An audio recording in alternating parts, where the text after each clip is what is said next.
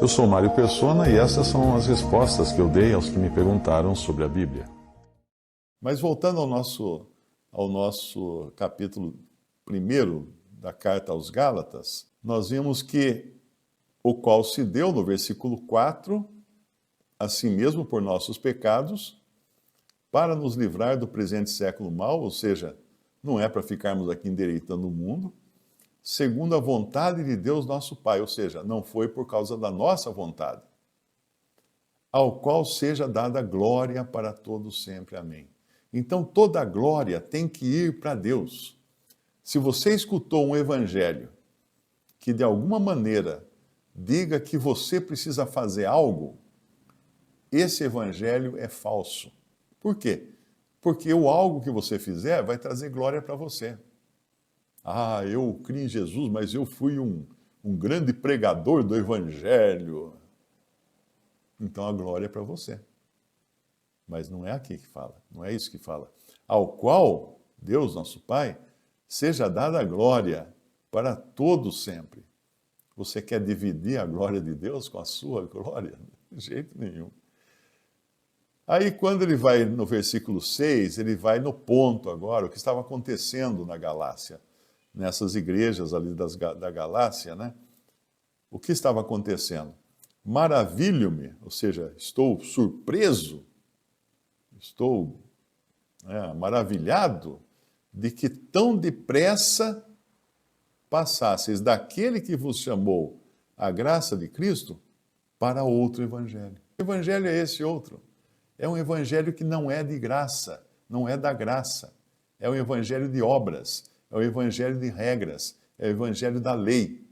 O que poucas pessoas entendem é que nos evangelhos nós encontramos a apresentação de quem é Jesus e do que ele veio fazer para sermos salvos.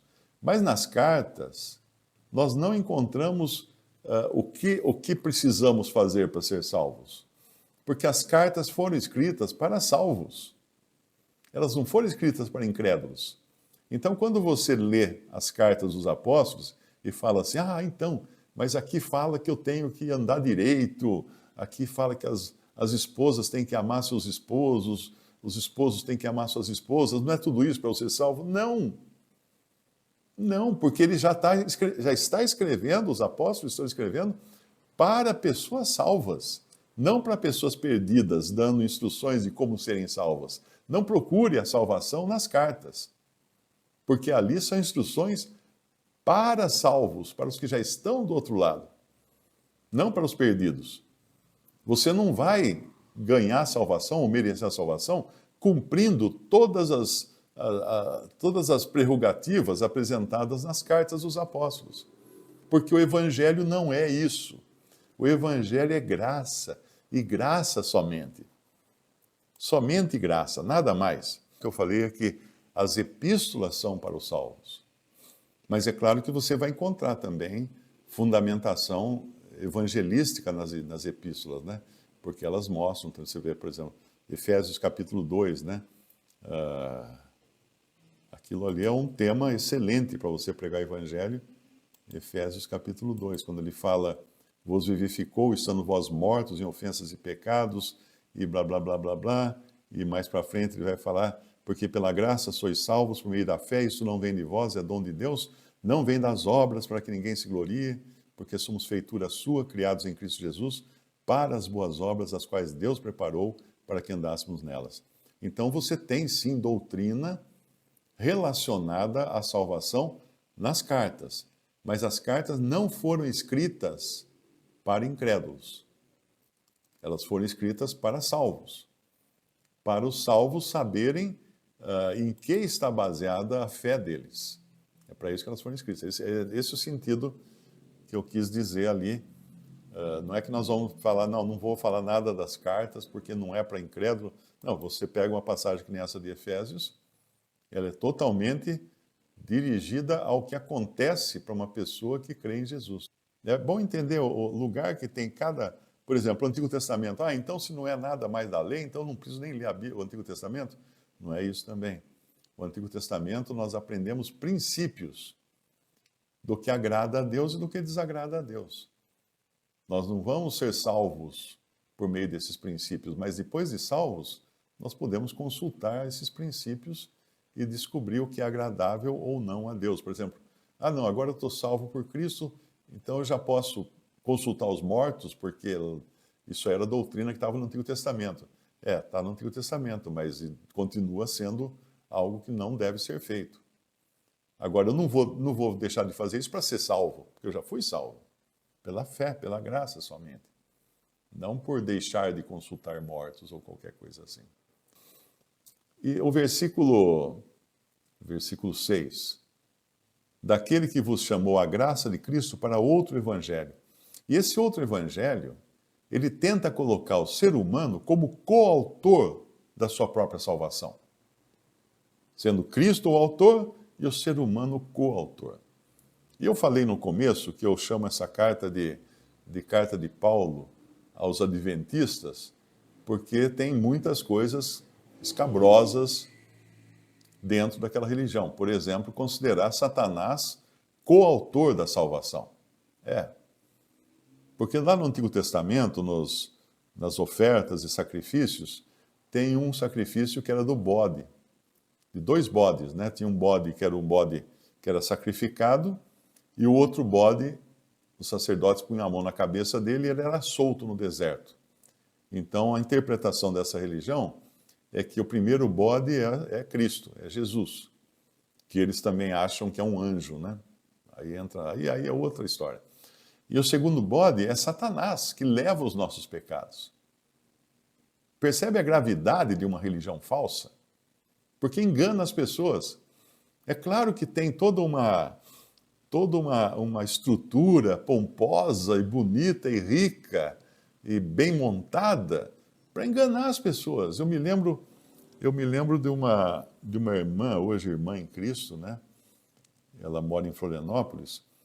E quando ela ouviu o Evangelho a primeira vez, tinha outros irmãos indo para Florianópolis falando do Evangelho, então ela escutou o Evangelho. E ela morava, acho que ela e mais uma amiga. E um dia o Bob Toney, um irmão americano que já veio várias vezes para o Brasil, morou no Peru, eu acho, também evangelizando. E ela convidou ele para ir na casa delas, né, das 2 jovens, para falar mais sobre esse evangelho. E o Bob foi, e chegou lá, né? Bob sempre usa jeans, tênis, né, camiseta ou camisa meio amassada, tal. É uma pessoa bem à vontade. E o Bob chegou lá, tinha, além das 2 jovens, tinha um pastor adventista com a esposa. Os 2 bem vestidos, ele de terno e gravata, ela bem perua, né? Bem aquela roupa toda chique, não sei o quê. E aí ele começou a fazer propaganda da religião. Porque a nossa religião, a nossa igreja adventista tem tantos templos em todo o mundo, e tem faculdades, e tem escolas, e tem hospitais. E nós temos hospitais, nós temos na Amazônia um barco-hospital que visita as populações ribeirinhas e leva medicamentos e médicos, etc. e tal. E foi desfiando todas as maravilhas da organização. Aí ele virou para o Bob e falou assim: e vocês têm o quê? Ele pensou que estava num torneio, numa competição para ver quem tinha mais coisas para oferecer, né? Tipo quando você assina TV a cabo, uma tem 100 canais, a outra tem 120, então vou ficar com a de 120. Vocês têm o quê? Aí o Bob falou para ele assim, ele fala misturado, né, português com espanhol. Nosotros só temos Jesus. Só temos Jesus. Só temos Jesus. A hora que ele falou isso, essa irmã, né, que ali foi ela conta que ali foi a bordoada que ela levou, porque ela descreve a cena, ela fala assim, aí estava aquele homem imenso, porque ele é bem grandão, com aquele olhinho pequenininho, falando assim, só temos a Jesus. Ali que ela se apaixonou pelo Evangelho. Então, o que nós precisamos? Estrutura, igrejas, templos, faculdades, escolas? Não, só Jesus. Só Jesus. O que acrescentar, atrapalha. O que for demais, deixa tudo de menos. Então, quando ele fala aqui que eles estavam passando daquele que vos chamou a graça de Cristo para outro evangelho, certamente esses que pregavam outro evangelho estavam oferecendo outras vantagens para eles. E o ego gosta. Se você falar assim, não, você vai para o céu, você sendo uma pessoa boa, vou chegar no céu, vou ganhar tapinha nas costas, então, porque eu sou muito bom. Não. Cristo Jesus veio ao mundo salvar pecadores. Os sãos não precisam de médicos, e sim os doentes. Repare que todas as comparações feitas no Evangelho é de pessoas necessitadas, que precisam ser salvas, de pessoas que não têm nada. Pobres, que precisam ser salvos, precisam ser alimentados, precisam ser curados. Nunca é de alguém altivo, cheio de tudo. Não. Porque o Evangelho é assim, a graça de Deus vindo em favor do pecador. Maravilho-me de que tão depressa passasseis daquele que vos chamou a graça de Cristo para outro Evangelho, o qual não é outro. Porque não existe um outro Evangelho que seja verdadeiro. Mas há alguns que vos inquietam e querem transtornar o Evangelho de Cristo. Eu, quando recebo pessoas escrevem e falam assim, Mário, eu vi um vídeo, o cara fala para a gente começar a guardar alimentos e começar a ir para o meio do mato, porque vai ter uma grande tribulação, porque vem uma guerra, porque isso, porque aquilo. Eu cito essa passagem. Há alguns que vos inquietam. Porque o que esses caras fazem mais é inquietar cristãos. Cristãos sinceros que caem naquela arapuca. Eu até sugiro sempre, eu falo, olha, quando você receber um vídeo de um canal, vá no menu, no cardápio do canal e veja os vídeos. Não assista os vídeos, mas veja os títulos dos vídeos. Tipo, você está preparado para a grande tribulação, você vai não sei o quê, o governo vai tirar isso de você, e É tudo coisa de gente que quer inquietar os cristãos. Isso é coisa de Satanás. O maligno que quer inquietar, tirar a paz dos salvos por Cristo. Então ele fala, o qual não é outro, porque não tem um outro evangelho verdadeiro, só esse mesmo, da graça, mas alguns que vos inquietam e querem transtornar o evangelho de Cristo. O que quer dizer transtornar? Bagunçar, misturar, causar uma confusão no Evangelho de Cristo. Agora veja, repare no versículo 8, de onde vem esse transtorno e essa inquietação. Mas ainda que nós mesmos, porque Paulo podia bater a cabeça na quina e começar a falar bobagem, né? Ainda que nós mesmos, ou um anjo do céu, vos anuncie outro evangelho, além do que já vos tenho anunciado, seja amaldiçoado, seja anátema. Então, quando eu vejo alguém falar assim, lá na minha religião tem uma profetisa que falou que nós temos que fazer isso, fazer aquilo. Eu falo, não, ela não é profetisa, ela é uma amaldiçoada. Se ela veio com esse outro evangelho de obras, de comportamento, de atitudes, ela é amaldiçoada. Paulo está falando disso, anátema significa amaldiçoado. Além do que já vos tinha anunciado, seja anátema. Assim como já vos dissemos, 2 vezes ele vai falar desses que são amaldiçoados, que trazem um outro evangelho, evangelho de obras, de guardar a lei. Assim como já vos dissemos, agora de novo também vos digo, se alguém vos anunciar outro evangelho além do que já recebestes, seja anátema, seja amaldiçoado. Seja amaldiçoado. Então, quando você assistir na TV lá, o cara vem com umas histórias de que você tem que guardar a lei, você tem que guardar os 10 mandamentos para ser salvo e tal, pode dizer, esse homem é um amaldiçoado, é um anátema. Porque isso não é o evangelho que ele está pregando. Ainda que nós mesmos, ou um anjo do céu, não é um anjo de Deus, é um anjo do céu. Porque os anjos têm acesso ao céu. Quando você lê lá em Efésios, falar da armadura de Deus, né, para que nós sejamos prontos tal para batalhar contra as hostes espirituais da maldade, onde? Nos lugares celestiais, porque os anjos caídos habitam também a atmosfera, habitam o céu, habitam o espaço sideral e eventualmente entram no terceiro céu quando querem acusar os salvos ou quando querem fazer como Satanás fez com Jó, não é? Apresentar-se na presença de Deus. Então é um anjo do céu vos anuncia outro evangelho, porque nenhum anjo de Deus anuncia evangelho.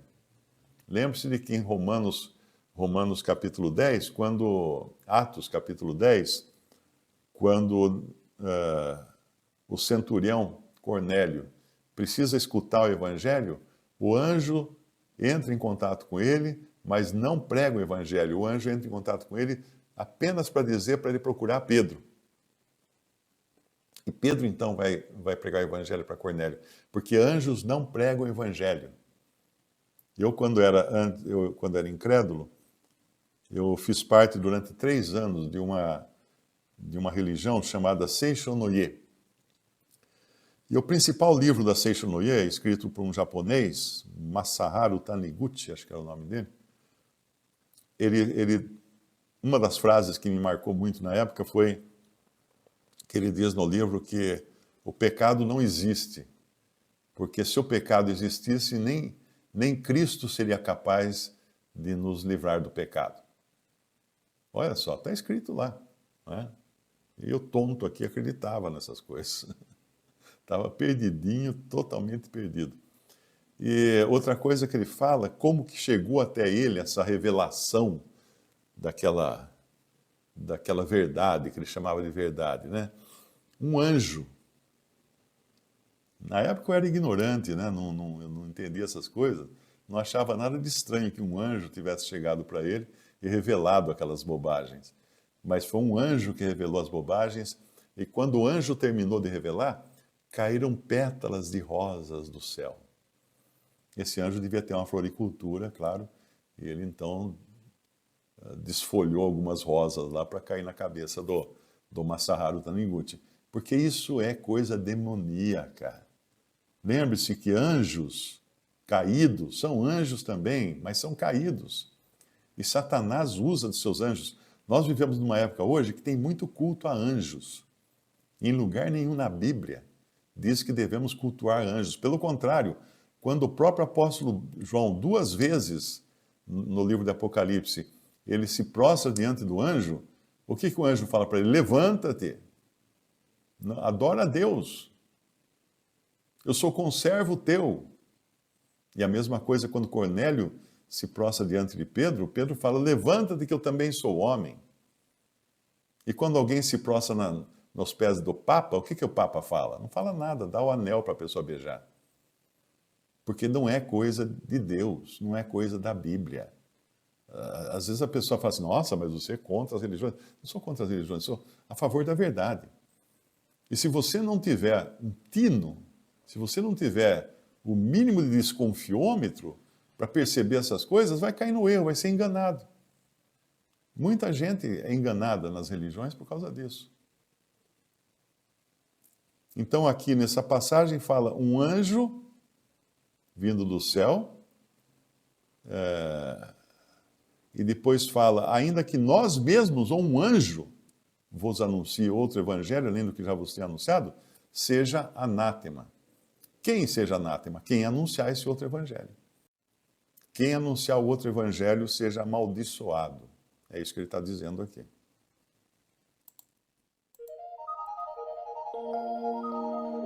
Visite o canal Respondidas no YouTube. Também respondi.com.br e 3minutos.net. Baixe os livros e o aplicativo.